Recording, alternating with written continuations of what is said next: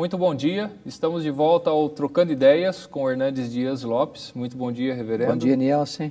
Bom dia a você que está nos assistindo. É um privilégio estar com vocês. Hoje vocês estão vendo que as coisas estão um pouquinho diferentes porque o Cláudio não está aqui, né? Estou substituindo ele, infelizmente ele não pôde estar com a gente hoje. Mas nós estamos Você é muito bem-vindo, Nielsen. Muito privilégio obrigado. ter você aqui. Legal. Hoje estamos com um assunto muito interessante e muito atual, até por esse momento único que nós estamos vivendo no nosso país. É verdade. Né, que são as manifestações. O assunto é manifesto e violência. Né? E realmente, como eu já falei, esse momento único, talvez único na história do nosso país, nós já tivemos manifestações, mas não dessa forma como a gente tem visto, né, reverendo? É verdade. Então...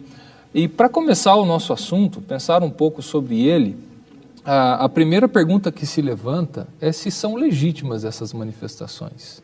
O que o senhor acha? Eu acho, Nielsen, que nós vivemos num país democrático. E num país democrático é garantido por Constituição o direito da manifestação, o direito do contraditório, o direito de discordar. É claro que essa discordância precisa vir num viés amparado pela própria lei. Claro, né? claro. Então, essas manifestações são absolutamente legais, são absolutamente legítimas, elas estão sintonizadas com o direito constitucional. Obviamente, essas manifestações precisam ser ordeiras, Claro. precisam ser pacíficas. Nós não podemos aceitar uma segunda agenda e como daqueles que se infiltram para pichar, para saquear, para quebrar, para roubar.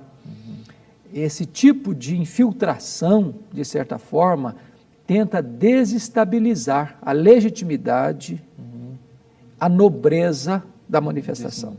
E esse que é o problema, né? Porque começou uma manifestação e, como o senhor já falou, né? A manifestação em si ela é legítima.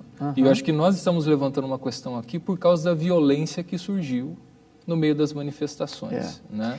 Agora, o fato de existir a violência, uma segunda agenda, que é uma agenda negativa, que é uma agenda reprovável, não deva fazer recuar aqueles que têm uma verdadeira bandeira a defender, uma verdadeira causa a defender. Claro. Ao contrário, eu creio que, assim como as manifestações estão se tornando claras no seu repúdio contra a corrupção, as mesmas manifestações precisam demonstrar o seu repúdio a estes poucos barulhentos que se infiltram para criar uma segunda agenda perversa, que é a do saque, da pichação, da quebradeira, da baderna. Né? Porque nós não podemos aceitar isso. Os vândalos, né, esses baderneiros, eles estão agindo exatamente como aqueles por quem a gente tem lutado contra, se eu pudesse dizer assim. Os corruptos, aqueles que roubam ou destroem ou tiram aquilo que é de bem público. É claro, porque quando uma pessoa se infiltra para depredar o patrimônio público ou o patrimônio privado, ele se tornou o quê? Uma pessoa ilegal, criminosa, né? E ele precisa sofrer as sanções da lei. Claro.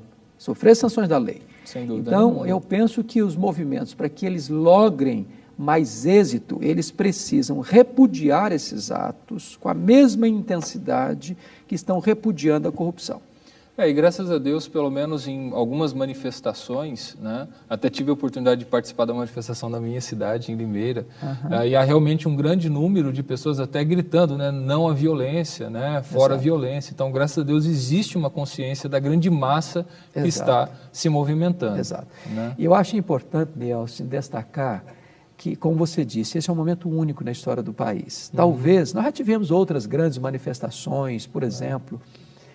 em 1968, foi uma manifestação no mundo inteiro, né? Primavera de Praga, a juventude em Paris. Aqui no Brasil, a juventude foi ao Palácio Olha só. E colocou em xeque Costa e Silva. Certo. É bem verdade que após essa manifestação da juventude aqui no Brasil, logo em seguida surgiu o AI-5, levando o país a uma ditadura séria, uma perseguição dramática. Mas a juventude fez ouvir a sua voz. Depois você vê o que aconteceu com o movimento das diretas já. Sim. Né? Que mexeu com esse país. Né? O povo foi às ruas. O povo requereu a democracia plena. Exato. E alcançou seu objetivo. Depois nós tivemos uma outra ocasião que foi os carapintadas saindo das ruas, reivindicando o impeachment do então presidente da República, Fernando Collor. E ele renunciou antes de sofrer o impeachment, porque certamente isso aconteceria. Exatamente. Então, a democracia é o governo do povo, pelo povo e para o povo. O povo precisa saber a força que tem num regime democrático. E quando o povo vai à rua, os políticos pensam, repensam, porque é a única coisa que pode mexer com a estrutura deles. Exatamente. Vamos pensar um pouco, então, mais no nosso contexto cristão. Essas manifestações, elas são compatíveis com a fé cristã, reverendo? É uma boa pergunta, Nielsen. Eu acredito que sim. Eu acredito que sim, porque o cristão é um cidadão. E o cristão, ele é regido por princípios e valores. É claro que nós, como cristãos, talvez não abraçássemos e não abraçamos todas as agendas de uma manifestação de massa. Certo. Nem tudo que o povão está requerendo nas ruas, nós subscrevemos. Exatamente. Nós apoiamos. Exato. Porém, o ponto nevrálgico, que é o quê? Um combate à corrupção. O país viveu muitos anos, Nielsen, numa espécie de torpor, sim, de paradeira, de conformismo letárgico. Eu acho que virou até, de certa forma, uma identidade. Parece que o brasileiro era muito passivo. Né? E o grande problema é o seguinte, que a corrupção está aí, a olhos vistos. As CPIs destampam esse fosso de vez em quando. E o que acontece? Pessoas empoleiradas no poder, ou empresários que financiam esse tipo de político corrupto. Esse sistema todo estabelecido. Esse sistema todo, e depois vai drenando os recursos da nação, e você vê o país sendo saqueado, sendo roubado, sendo espoliado por espertalhões, por políticos inescrupulosos, por empresários inescrupulosos, e o país vivendo essa situação calado, sufocado, acovardado. Quando você vê o povo reagindo, isso traz uma esperança. Com certeza. Esperança de quê? De que os políticos repensem a sua agenda, repensem a sua vida, a sua postura. E eu não tenho dúvidas de que essas movimentações populares vão mudar a agenda política do Brasil. Se Deus quiser. Que é a nossa esperança. Para mudar para a justiça. Para o não à corrupção, para tolerância zero à corrupção. Exatamente. Tolerância zero à violência. E assim nós temos um país mais justo, mais digno dessa grande bandeira que nós defendemos. Amém. Nós temos já algumas perguntas que foram colocadas e nós vamos passar daqui a pouco para o próximo bloco. Só vou deixar a pergunta já da Aline Simões, que ela é lá de Brasília, lá do Distrito Federal, e ela pergunta o seguinte: bom dia, como cristã devo participar das manifestações, mesmo que lá existam pessoas agindo de má fé, quebrando tudo e não apenas lutando pelos direitos como cidadãos? Ou seja, de certa forma a pergunta dela é um resumo do que a gente tem falado aqui. Verdade. E nós vamos então responder a pergunta da Aline e continuar sobre esse assunto no próximo bloco. Até daqui a pouco então.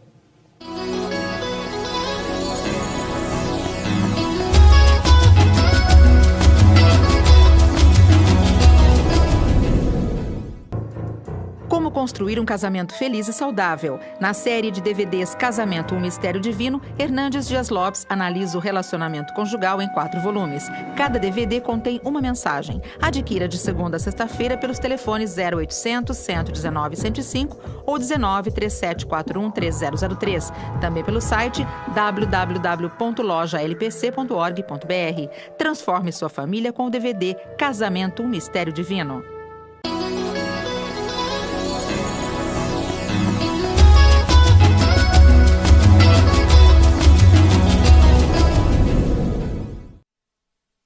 Estamos de volta, então, ao Trocando Ideias. Estamos aqui no segundo bloco sobre essa nossa conversa, essa nossa troca de ideias, onde o reverendo Hernandes está aqui colaborando com a gente em dar uma posição, uma direção, uma reflexão sobre esse momento que estamos vivendo no nosso país, né, reverendo? E falamos no bloco anterior, lemos uma pergunta da Aline, lá de Brasília, que ela pergunta o seguinte: como cristã, devo participar das manifestações, mesmo que lá existam pessoas agindo de má fé, quebrando tudo, e não apenas lutando pelos direitos dos cidadãos? Olha, eu acredito que o cristão, como um cidadão responsável, consciente, maduro, ele pode e até deve participar das manifestações, obviamente não se imiscuindo, não se misturando com esta segunda agenda perversa. Claro. Mas com a agenda principal, que é um chamado à atenção das autoridades para a volta à sua vocação. Certo. Por que é legítimo? A Bíblia diz em Romanos capítulo 13, Nielsen, que o governo, a autoridade constituída, ela é um ministro de Deus. Claro. Para duas finalidades. Primeiro, para a promoção do bem. Segundo, para a repressão do mal. Quando a autoridade negligencia sua vocação, quando a autoridade foge do papel para o qual Deus o constituiu, a igreja de João Calvino, reformador de Genebra, é a consciência do Estado. Certo. A igreja precisa exercer sua voz profética. A igreja precisa denunciar o pecado, seja no palácio, seja na choupana. É por isso que você vê os profetas de Deus do Velho Testamento denunciando o pecado dos reis, dos príncipes, dos poderosos, os esquemas de opressão ao pobre. Claro. É por isso que você vê João Batista se posicionando contra pecados morais, inclusive. Sim. Denunciando o rei Herodes por estar vivendo um adultério. Então, a igreja é consciência do Estado, ela tem que exercer voz profética. Se ela se cala, ela se acovarda. Ela é luz, ela é sal. Está, se calando, ela está sendo conivente. Com o que e é muito triste perceber que no regime da ditadura no Brasil, muitas igrejas não só se acovardaram, mas quase que se aliaram a uma agenda perversa de opressão. E é triste demais. A igreja de Deus, ela precisa ter independência para pensar. Ela não é político-partidária, ela não defende esta ou aquela ideologia, ela defende princípios, valores. E a corrupção é uma imoralidade. Sim. Atenta contra o povo, atenta contra os valores.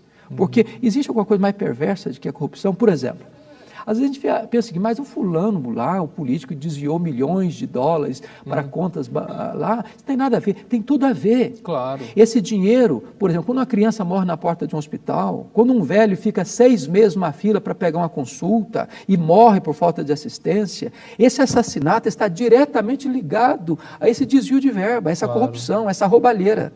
Eu acho que às vezes a corrupção começa até quando, se eu roubo alguma coisa na rua, eu sou chamado de roubo.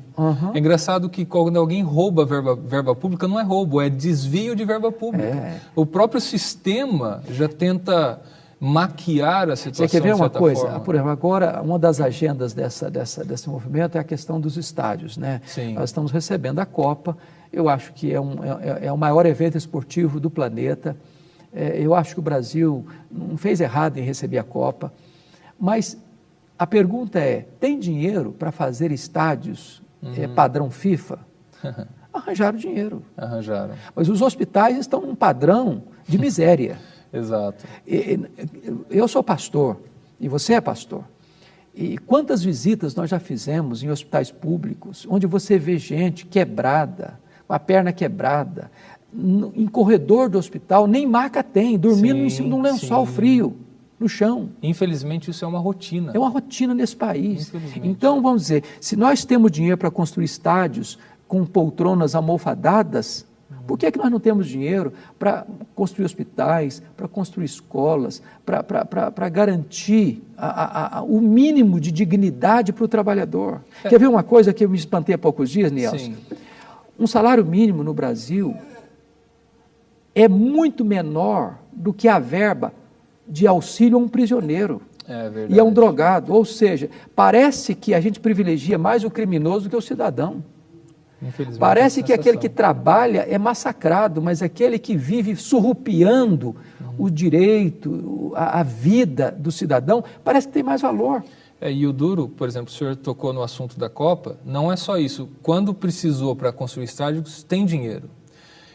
E o que vem também é o superfaturamento, né? Porque esse é outro problema. O que ouvi falar, né, é que o custo dessa Copa é 3 vezes maior do que a Copa anterior, na África do Sul. Por que tem que ser maior? Porque é muito triste a gente perceber a cultura brasileira. Dizem os historiadores que desde que os portugueses vieram para cá, após o descobrimento em 1500, que a cultura dos portugueses não era investir aqui, era extrair daqui, era sugar a nação, era tirar a riqueza da nação. Essa cultura prevalece até hoje. Um político gasta, às vezes, um deputado federal, 3, 4, 5 milhões de reais para se eleger. De onde ele vai tirar esse dinheiro? Será que ele é tão bonzinho assim? Não, ou seja, às vezes ele compromete a alma dele, a honra dele, a consciência dele, os valores com empresas, às vezes nada ortodoxas na sua ação. E o que acontece? Vai vendendo as riquezas do país. E esses recursos vão sendo desviados, vão cair no ralo da corrupção, vão para contas em paraísos fiscais. E parece que existe uma ratazana esfaimada, todo mundo querendo morder nesse naco, nesse bolo. Sim, sim. E o povo da classe média tem que pagar essa conta, porque os impostos no Brasil, os tributos são pesadíssimos. Um dos mais pesados do mundo. O que é triste não é pagar imposto, o que é triste é você pagar o imposto e não ver o retorno desses tributos para a construção de uma nação justa, digna, onde todos possam ter oportunidade das riquezas do país. Tá certo. Eu gostaria de colocar mais uma pergunta do reverendo Diogo Jorge, de Natal, do Rio Grande do Norte. Diogo, é um prazer falar com você, varão. E ele pergunta o seguinte para o senhor. Ele fala, graça e paz, é possível ser um cristão e defender uma bandeira política, como, por exemplo, o socialismo, ou a esquerda comunista, ou o capitalismo? Será que o nosso papel não é ser a voz da consciência para o Estado? Aí ele está citando João Calvino aí. Bom, veja bem, um cristão não pode subscrever uma ideologia política que seja contrária à fé cristã. Claro. Nós temos que entender que algumas ideologias de partidos políticos tem na sua doutrina uma postura de ateísmo, uma postura de conspiração contra os valores do cristianismo, como, por exemplo, a sacralidade da vida, a sacralidade do casamento. Então, um cristão não deva subscrever esse tipo de ideologia política. Porém, um cristão pode ser, sim, uma pessoa engajada na política, ele pode ser filiado a um partido político, desde que a doutrina desse partido não fira os preceitos da ética cristã, e ele deva ser uma pessoa com vocação política, com preparo intelectual e com ética absolutamente inabalável para ser um político de pro. Por exemplo, Abraham Kuyper na Holanda. Certo. Foi um pastor. E ele fez reformas importantes na Holanda e foi um homem que influenciou a história da sua nação, pela sua postura ética, pelo seu conhecimento, pela sua vocação política. Tá certo. Realmente são exemplos assim que ajudam a gente a pensar e a nos inspirar e até pensar sobre essa situação. Aliás, se você me permitir, Nelson, no próximo bloco a gente poderia até aprofundar um pouco mais esse assunto, porque hoje, agora talvez o nosso tempo não dá, eu quero voltar a esse assunto então, no próximo bloco, por gentileza. Tá bom, com certeza. Então, daqui a pouco estaremos de volta com o último bloco sobre Trocando Ideias.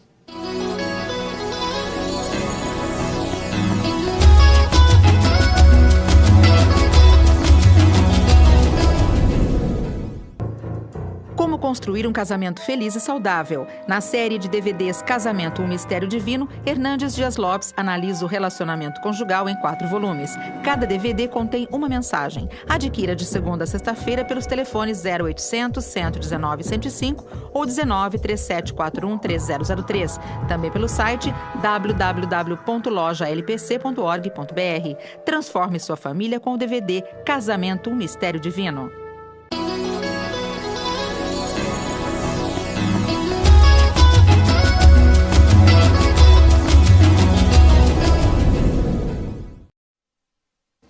Ok, estamos de volta e no último bloco o reverendo Hernandes estava falando sobre essa questão, até o senhor citou Abraham Kuyper, né? Abraham Kuyper. E o senhor gostaria de continuar falando? Gostaria. Sobre, então? Nielson, o ponto é o seguinte, hoje, uma das bancadas mais criticadas e às vezes com mais fragilidades no Congresso é a chamada bancada evangélica. Certo. É lamentável isso. Com certeza. E por quê? Porque às vezes as pessoas que estão entrando na política em nome de serem evangélicos são os mais despreparados. Despreparados intelectualmente, despreparados porque não têm vocação política, despreparados porque não têm uma estrutura doutrinária e moral suficiente para enfrentar as grandes demandas e pressões e seduções do poder. Nós deveríamos, como igreja, criar na comunidade uma mentalidade política mais apurada, preparar gente com vocação política, dando a essas pessoas as ferramentas necessárias e dando a elas a instrução necessária para que elas entrem na política, não para oferir vantagens pessoais, como tantos políticos chamados evangélicos estão fazendo no Congresso ou nas diversos setores da política brasileira, mas gente que possa verdadeiramente fazer diferença na história da nação. Certo. O senhor não acha que, diante disso também, até o senhor falando, né, de nós trabalharmos com, de certa forma, até educar politicamente as igrejas ou os membros de igreja, ter um conhecimento maior. Claro. E o senhor não acha que há, de certa forma, generalizando, é claro, a gente não tem como ir em detalhes, mas uma negligência talvez da igreja, até mesmo em se envolver politicamente em todas as áreas, até mesmo a gente vê a igreja, ela não participa das artes no país, não participa da sociedade em geral, ter uma voz a igreja, cristã. Infelizmente, muitas igrejas hoje, primeiro, elas se tornaram um curral eleitoral, isso é lamentável. Virou uma estratégia de chegar ao poder. Então, veja bem, alguns políticos inescrupulosos acabam seduzindo pastores com determinadas promessas de vantagens imediatas. Pastores vendendo sua comunidade, transformando sua comunidade em curral eleitoral por causa de tijolo, por causa de saco de cimento, por causa de... Olha, quem compra e quem vende a sua consciência não deveria jamais fazer parte da história política do país. Sem dúvida. Então a igreja precisa ser modelo de vida ética, de postura correta em todos os setores da vida. Tá certo. Vamos falar também sobre quais seriam as motivações, ou quais são as motivações, o que o senhor diria das motivações dessas pessoas que estão indo às ruas? Olha, eu creio o seguinte... Em específico dos cristãos. Dos cristãos. Acho que a motivação, primeiro, é que o cálice transbordou, Nielsen, da tolerância, da paciência, com a questão do desmando, da corrupção, dos desvios de verba, da falta de ética na política. A impunidade. Veja bem, pessoas que foram condenadas pelo Supremo Tribunal Federal, voltando ao Congresso, assumindo cargo de liderança. O que é que se está dizendo para a nação com isso? Que o crime compensa. O crime compensa. Então, o exemplo vem de cima, o exemplo vem da liderança. Se nós não tivermos coragem de aplicar a lei para todos, com o mesmo critério, nós vamos ter um país onde se estimulará o crime nas bases. E, infelizmente, é isso, de certa forma, o dito jeitinho brasileiro é a institucionalização dessa... Porque as pessoas essa cultura... É verdade, essas pessoas que vivem roubando e saqueando os cofres da nação, elas têm uma convicção, elas não vão ser apanhadas. Exato. E se elas forem flagradas, elas não vão ser condenadas. Se elas forem condenadas, elas não vão para a cadeia. Exatamente. Que é o que a gente tem visto, por exemplo, por enquanto, no caso do Mensalão. Com certeza. Né? Então, acho que o povo, o propósito do povo é o reconhecer todos esses desmandos, muitas vezes sob a égide do poder, sob a proteção inexplicável das autoridades, das mais altas rodas políticas da nação.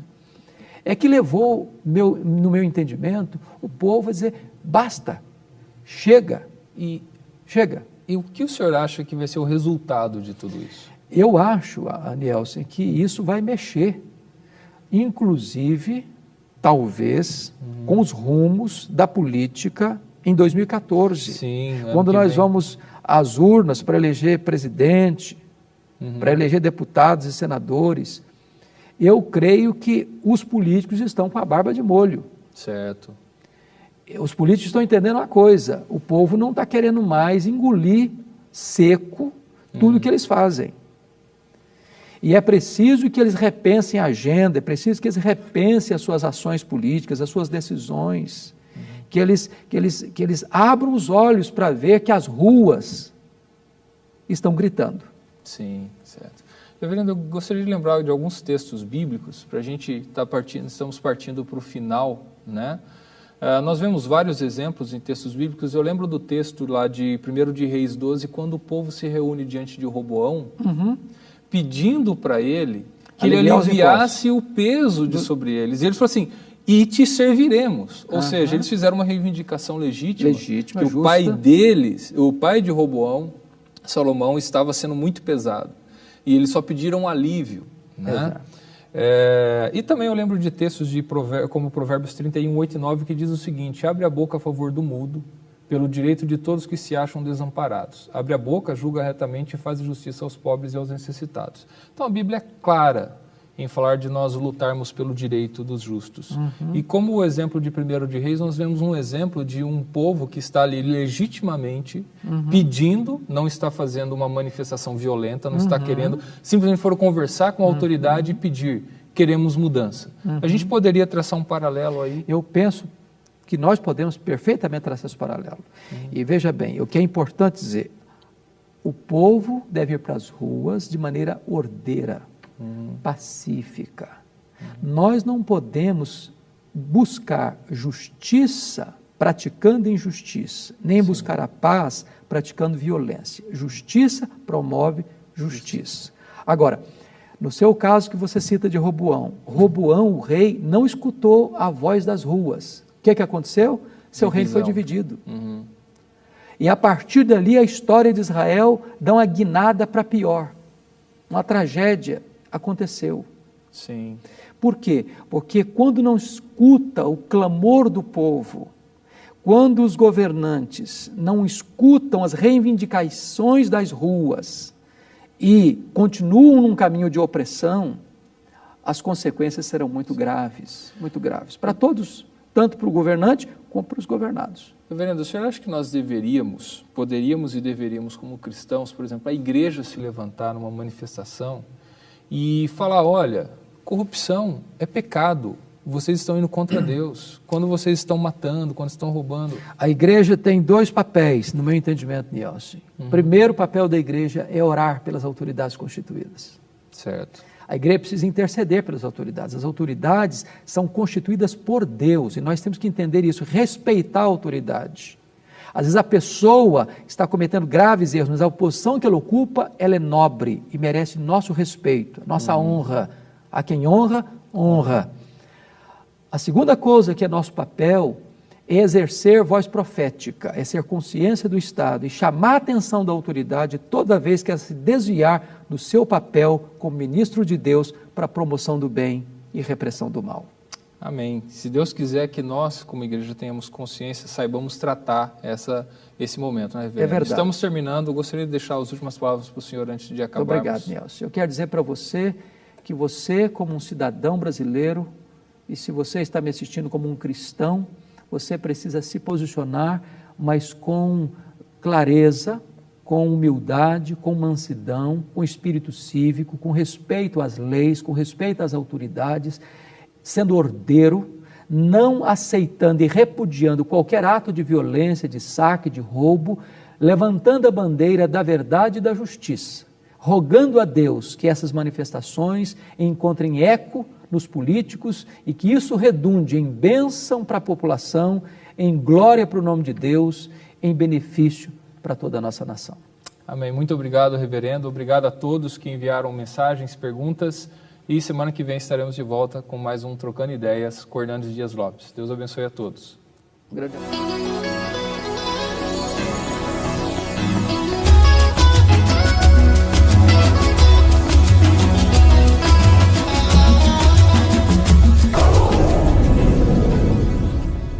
LPC Comunicações.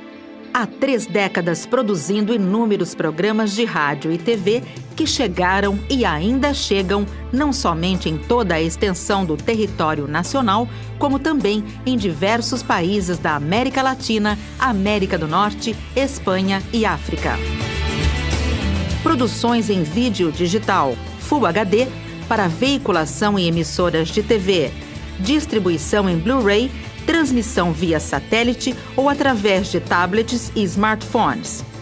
Convergência digital para atingir o que o mercado precisa. Para atingir esse patamar, contamos com modernas instalações. São quase 2.000 metros quadrados de área construída e ambientada nos padrões técnicos. 2 estúdios com isolamento e tratamento acústico, um com 140 metros quadrados e outro com 70 metros quadrados para gravações em áudio e vídeo. Câmeras de alta definição, iluminação dimerizada, profissionais capacitados. Auditório, camarins e estacionamento fácil. Além de 2 salas técnicas para controle de gravação, salas de áudio e estúdio musical. Somamos a essa estrutura salas de produção, 6 ilhas de edição com os mais avançados softwares de composição, finalização e computação gráfica. À semelhança de grandes emissoras de TV, contamos com equipe formada por cenógrafos, figurinistas, jornalistas, designers, editores, cinegrafistas, eletricistas, diretor de cena e de fotografia. Constante busca por formatos inovadores, interatividade e soluções tecnológicas. LPC Comunicações, tornando real o que você imagina.